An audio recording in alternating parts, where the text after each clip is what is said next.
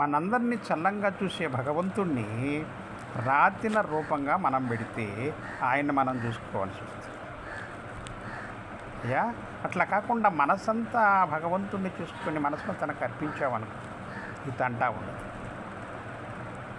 భగవంతుడు సమస్త మానవ జాతిపై నాకు సమదృష్టి ఉంటుంది అని చెప్పాడు. ఎవడైతే నన్ను తెలుసుకొని మనసు నాకు అర్పించేస్తాడో, మనసంతా నన్ను చేసుకొని ఉంటాడో వాడు నా భక్తుడు.